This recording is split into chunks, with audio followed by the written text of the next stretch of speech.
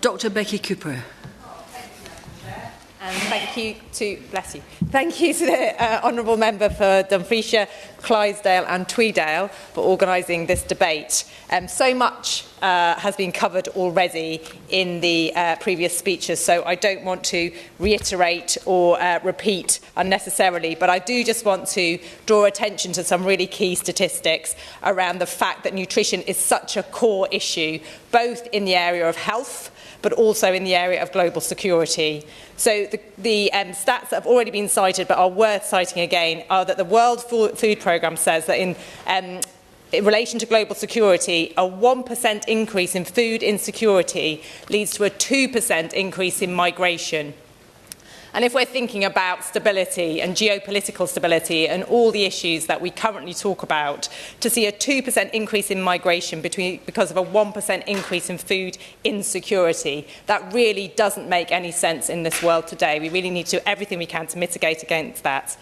And similarly, around nutrition being a global growth issue, we talk a lot in this country about growth, about economic growth, but we all know that we are as much in hock to world economic factors as we are to our own national factors. And as the Honourable Member for Dumfriesshire, Clydesdale and Tweeddale has already said, according to the World Bank, if you invest $1 in nutrition, you get $23 back into the local economy.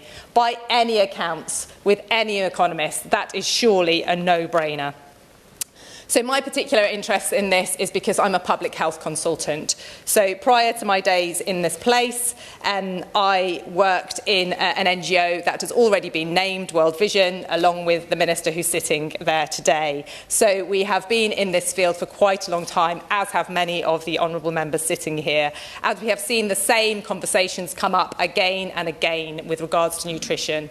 We all sit here as human beings and we all have the basic level of need, and in public health, as in so many other disciplines, there is something called Maslow's hierarchy of needs, and basically if you cannot satisfy your basic human needs, you cannot do anything else.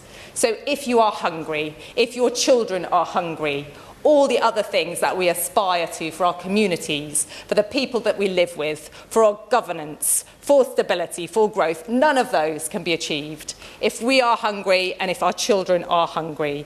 And when we think about those foundational elements, Madam Chair, we think about those in two ways. So we think about acute interventions, which have been mentioned already. So as the Honourable Member for Exeter has talked about, the ready-to-use therapeutic foods, the vitamin supplements, those absolutely fundamental critical needs that we see in so many places around this globe, including in our own country actually. They are different malnutritional needs, but they are malnutritional needs nonetheless. And they are acute interventions, and we must address those.